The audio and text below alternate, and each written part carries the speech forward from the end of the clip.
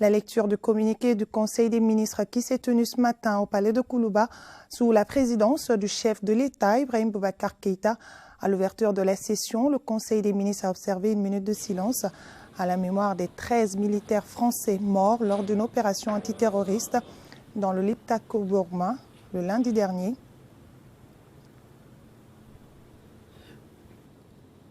Le président de la République a ensuite présenté ses condoléances les plus émues au président français et aux familles des disparus. Et pour la lecture du communiqué de ce Conseil des ministres, nous invitons Ibrahima Djambeli. Bonsoir Ibrahima Djambeli. Bonsoir Khadija Toukoné, mesdames et messieurs, bonsoir et nous commençons par le chapitre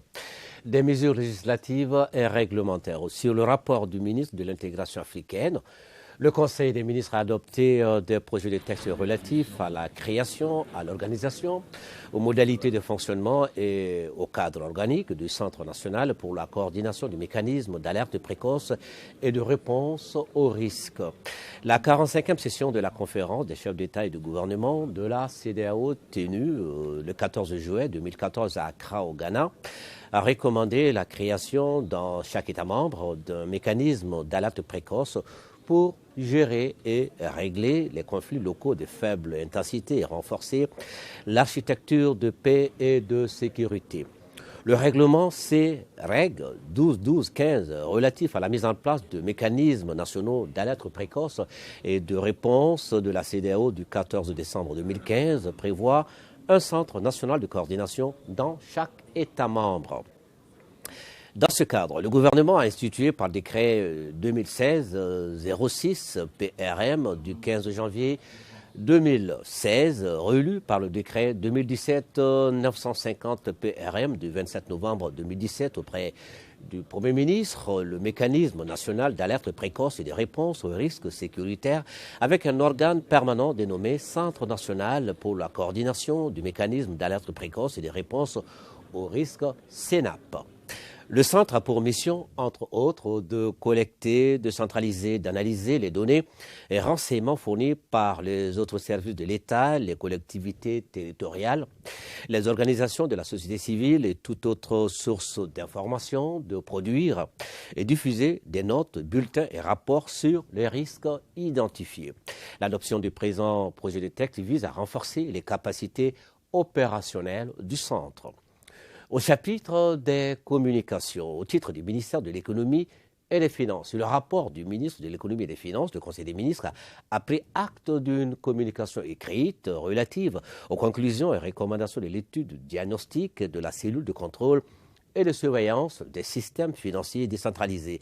Le secteur de la microfinance compte 87 systèmes financiers décentralisés composés d'unions mutualistes ou coopératives d'épargne et de crédit, de caisses mutualistes ou coopératives de base non affiliées, d'associations et de sociétés anonymes.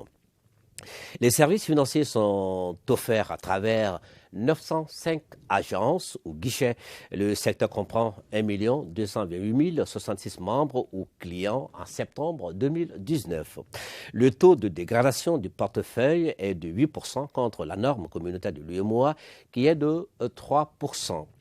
Le secteur connaît également des difficultés liées, entre autres, à la baisse de l'activité d'épargne, à la perte des investissements et du portefeuille, ainsi qu'au resserrement des refinancements des systèmes financiers décentralisés. L'étude diagnostique réalisée à cet effet propose des mesures destinées notamment à adapter le cadre institutionnel de la surveillance des systèmes financiers décentralisés à l'évolution du secteur, renforcer les capacités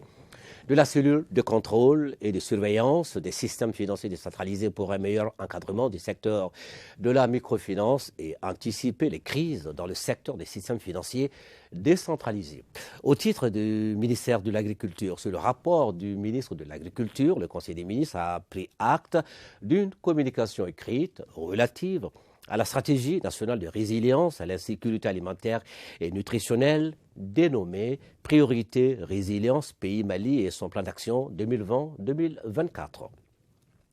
L'élaboration de la présente stratégie et de son plan d'action s'inscrit dans le cadre de la mise en œuvre des recommandations de la 28e réunion annuelle du réseau de prévention des crises alimentaires tenue du 4 au 6 décembre 2012 à Ouagadougou,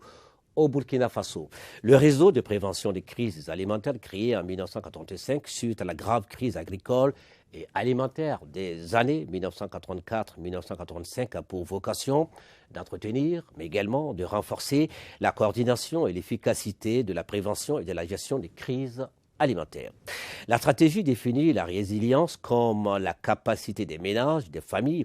et des systèmes vulnérables à faire face à l'incertitude et au risque de choc, à résister au choc et à y répondre efficacement, ainsi qu'à récupérer et à s'adapter de manière durable. Elle a pour objectif de réduire de manière durable la vulnérabilité alimentaire et nutritionnelle, et la mise en œuvre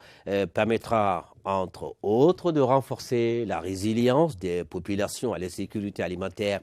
et nutritionnelle, d'améliorer les interventions des politiques publiques dans le domaine de la protection sociale, d'accroître la production et la productivité agricole, de bénéficier du financement de l'Alliance globale pour l'initiative Résilience Sahel-Afrique de l'Ouest.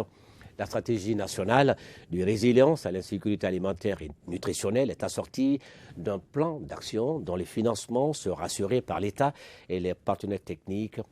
et financiers.